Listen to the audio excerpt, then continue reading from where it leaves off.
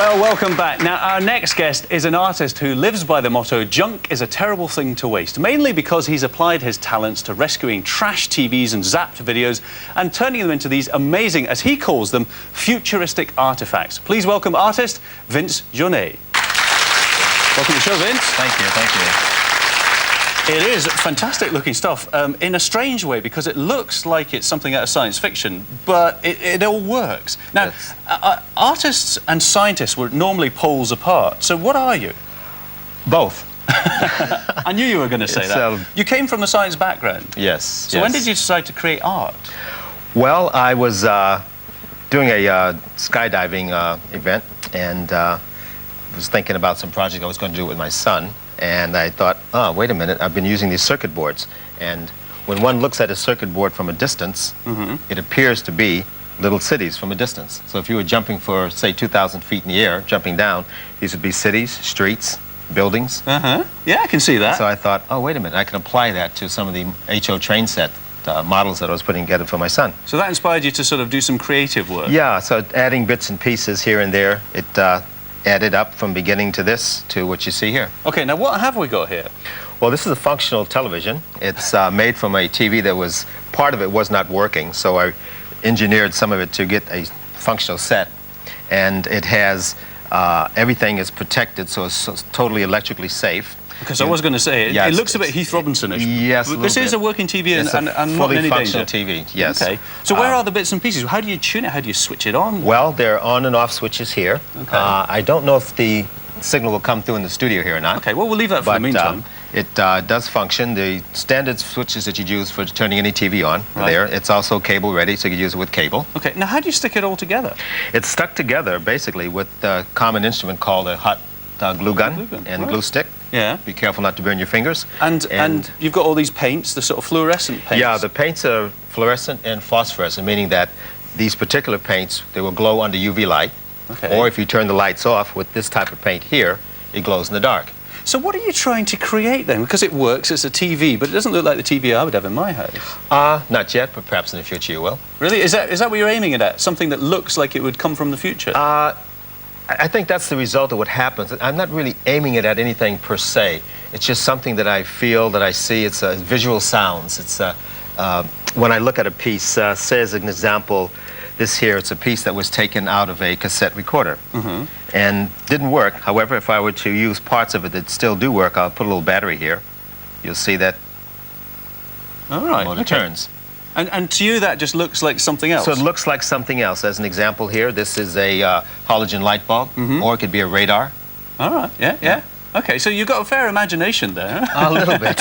Yeah. How would you go about making a TV? I mean, you start with a box, and it's all nice, all the wires are inside this nice box. Right. What do you do? Just strip it to bits? Disassemble it, get down to the basic components, find out what's working, what's not working. Whatever I can fix, I will fix. If it's something that's totally dysfunctional and would cost more to repair, I do all the repairs myself, or if I couldn't get a part, then I'll take it apart to subcomponents and use it into something else, such as what you see with these other pieces here. And do you have to sort of buy anything, or do you recycle everything? On occasion, I do purchase things, but for the most part, I'd say about 90–95% of everything I use is recycled. Right. Well, you've got a huge thing up here. A spaceship I can see, but what's it made out of? Well, have you ever bought postcards? If you notice that the frame, if you were to set it upright, and turn it on the spindle, rack. it's a rack for putting postcards in. Right. Now, what else have we got? The tail section is a small oscillating floor fan, which when it's suspended in a pendulum, causes the frame to move back and forth. The circular piece up front, the saucer section, is the front grill cover of a fan, floor fan, which happens to be the fan here in the back. Right, okay. Now, I mean, this is artwork because it has no function as such. This particular piece doesn't have a function other than the visual function. It's what you see from a distance, like, wow, that's nice. Okay, but a lot of the pieces do have a function. Many of them do. These pieces in front of us here, AM/FM radio, because of the studio, we can't get a signal in to show how it works. But you could listen to your favorite radio station. You could listen to your favorite station. Okay, and what about this one that looks like a disused computer? That is indeed what it is. It's a computer that's been gutted, and inside I put an amplifier, which can be plugged into any stereo system, a DVD, MP3 system, and you play through the piece of art.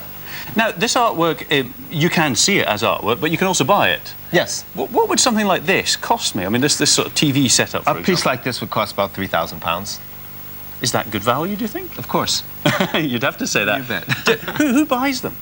Well, I've had sales from various people, such as before he passed away, Gene Roddenberry. Okay, Star Trek fame, yeah, of Star course. Trek. Various other celebrities. I choose not to name drop, but quite a few celebrities have purchased my work. Now, where do you find most of your stuff? Because, I mean, this sort of stuff we throw out all the time. Are you in and out of skips looking for stuff? Yes, in fact, I was looking through your skip when I came into the studio. Oh, yeah, see, we can't stop you. And if I have a chance, I'd like to go through your tech room and see what bits and pieces you have there. Well, that sounds like a good idea. Yeah. And you can maybe make something for us. You bet. I'll hold you to that. Okay, you the got one a that deal. I'm really, well, no, I haven't quite finished with it yet, got a Vince, deal. because the one that I'm interested in here is this mannequin. Yes. It's kind of like an android. Yeah, it is. It's bits and pieces of several mannequins that had been fallen over, broken, and thrown away, so I took them back. The center part there, the breast area, those are downspouts from a toilet. All right. You'll see various chemical glass works from laboratories, an old blowtorch, Yeah. LEDs that are taken out of old radio systems. The piece that's turning in the center like a heart, that's a motor from a VCR. So you've got a right old mixture of things. Yeah. Now, kids must love this sort of thing, Oh, because yes, things that yes. move and are interactive, I mean, it's just ideal. Do you work with kids? Yes, I do. I do a lot of workshops with children. We just did one, the World Peace Day, a couple of weeks ago, where we had, with the United Nations, brought children in and took junk and rubbish and showed them how to recycle it into these futuristic artifacts. And it's amazing to see how children work. Their imaginations, as we used to have when we were children. Yeah. I think I still do. I think you probably still do, yeah. But they using if anyone at home were to try this, do not use this type of glue gun. You use the miniature low melt glue guns for children. Okay, so they're not so hot. Yes, it's low temperature. This is a professional one. Right. And I guess the other thing is, I mean, this is electronic equipment. It's got a 240-volt power supply. So That's the you wonderful... do have to be very careful with it. Yes, you do. Anyone doing this at home, obviously, unless they really know what they're doing, all the motors that you find inside of a VCR, a tape recorder, are low voltage. Okay. So if you work with your children, disconnect or cut off the mains power cord.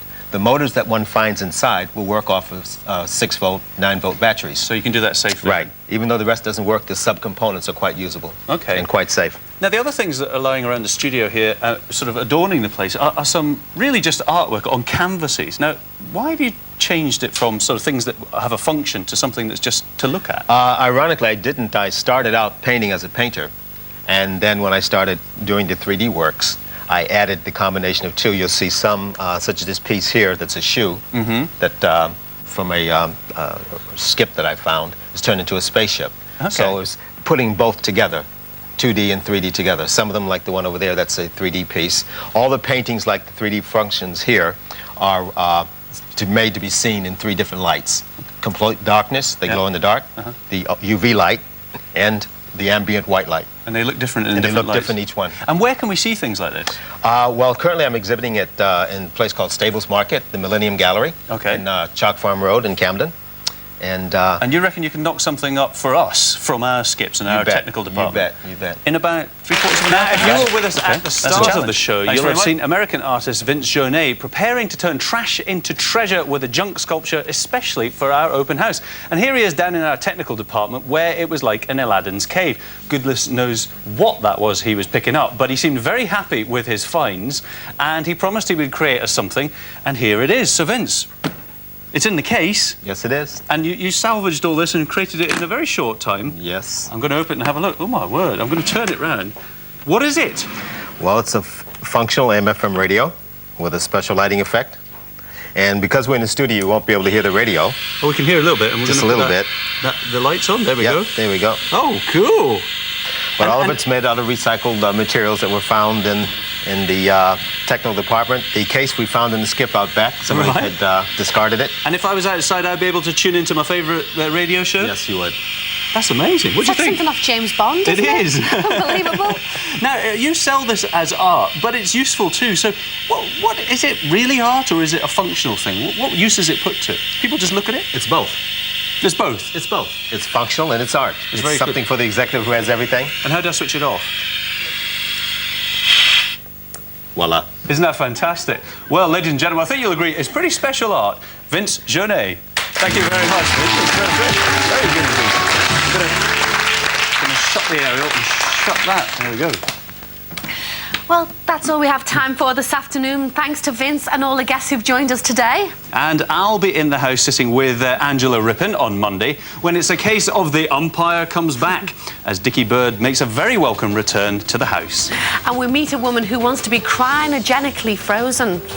Yeah, it's pretty spooky stuff, so we'll see you then. That's all at 2:30 on Monday. Thanks very much for your company this afternoon, and thanks very much for joining me. Thank you. Okay, what an honour. we'll see you all very soon. Have a great weekend. From Bye-bye. us, bye-bye just now.